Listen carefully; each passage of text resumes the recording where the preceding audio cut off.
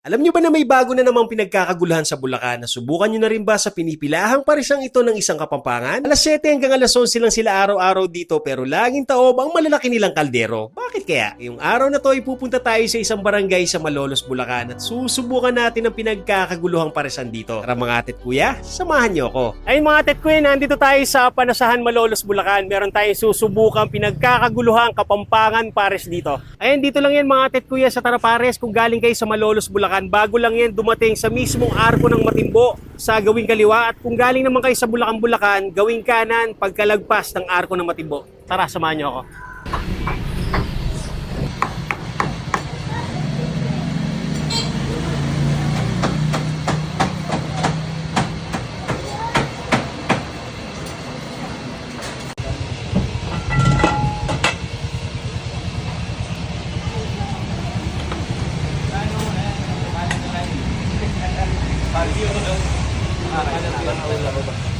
Matagal na po ba itong Tarapares ate? Bali, 6 months pa lang po kuya. 6 months na siya. Oo. Pero ganito na karaming tao na bumibili dito, no?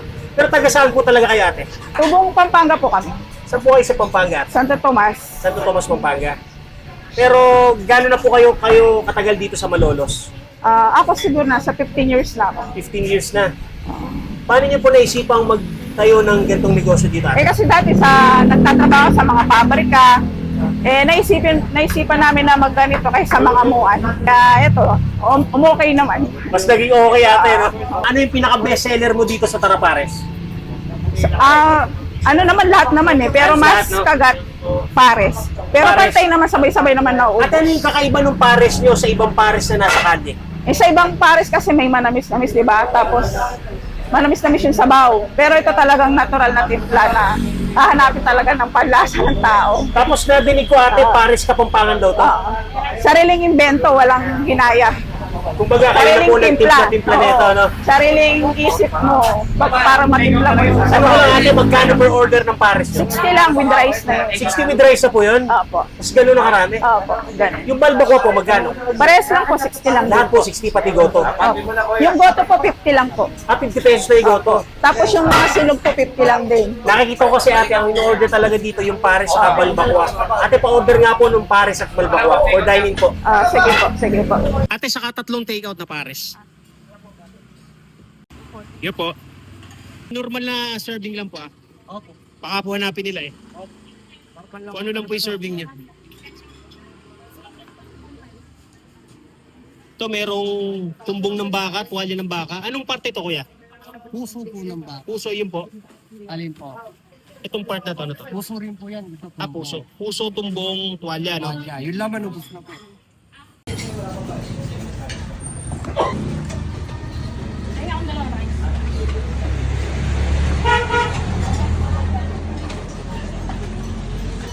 Ito yung order natin. Wala nang taba, ubos na. Push na. Di po masarap, walang bayad. Pag hindi masarap, walang bayad kuya. Opo. May free soft drinks pa sila nun. Ayun mga ate kuya, ito na yung pares Kapampangan nila. 60 pesos lang, may kasama ng Java rice. Game, tingnan natin. Sayang, di ko naabutan yung balbako nila. Maaga raw kasi naubos, sobrang dami talagang tao kanina. Kaya ito na lang pares yung titikman natin ngayon. May kasama tong taba ng baka, merong tuwalya ng baka, puso ng baka, tumbong ng baka. Okay game, tikman natin.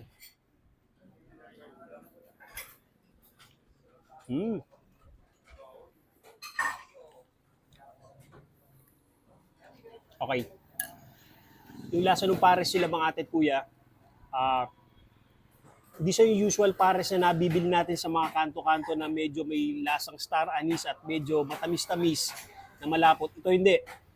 Medyo similar siya sa gotong Batangas. Tapos, kung gusto nyo dagdagan yung pampalasa niya, meron sila ditong mga condiments.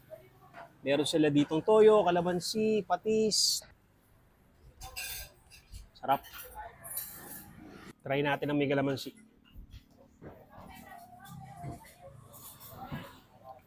Okay. Ay, toyo pala ito. Mali ako, toyo yung nalagay ko. Patis. Para sa 60 pesos mga ate at kuya, sulit na to kasi marami siyang laman. Kaya lang, hindi siya unlimited rice. Kaya pag nabitin kayo, mag-order na lang ulit kayo ng Java rice. Yun.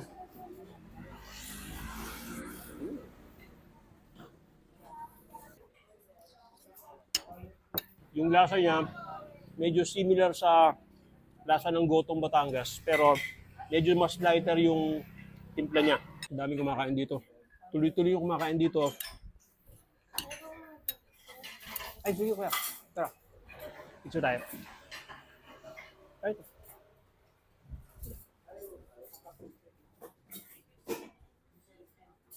Thank you. Pagka naubos yung pila dun sa counter nila, maya-maya may dumadating na ulit. Kaya sobrang tulin talaga maubos. Kaya kung gusto nyo maabutan yung mga paninda nila mga ate at kuya, agahan nyo ipunta rito kasi madalas daw, wala pang alas 11, ubos na yung mga tindi nila. Tulad ko, hindi ko na naabutan yung balbakwa nila. Pero panalo, promise. Sulit para sa 60 pesos. Para sa akin yun, siyempre Sana magustuhan nyo rin. Kain tayo. Madalas po kayo order dito? Opo, pagka ano po, baon po sa trabaho. Baon po sa trabaho. Hindi na po lumalabas sa tanghal. Sir, ano po ang paborito nyo dito sa tinda nila, sir? Yung ano po, yung pares tsaka yung silog. Ano po yung lasa ng pares nila dito? Mas okay po dito. Mas the best. Ate, ano po kakaiba dun sa mga tinda nila dito? Ano, yung talagang lasang gotong Batangas po. Ay, yung pares po ba yung trinay nyo dito? Hindi pa natatry yung pares, pero kadalasang in-order ko dito yung yung gotong Batangas, yung bubble yan. Okay naman po. Kung Iba i-rate rin. nyo siya ng 1 to 10, 10 is the highest. Ano po? Mga 8, ganun. 8 po siya. Pasado po, Malapit na siya talaga sa... Okay, salamat po. Thank you. Sa kuya yung yung pares nila. Na-order na namin halos eh. Pero ano yung pinakagusto nyo, kuya? Yung pares.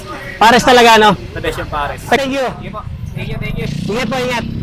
Kapag gusto nyo subukan dito mga ate at kuya, located sila sa Panasahan, Malolos, Bulacan. Halos katabi lang sila ng Arco ng Matimbo. O nga pala, open sila ng 7 a.m.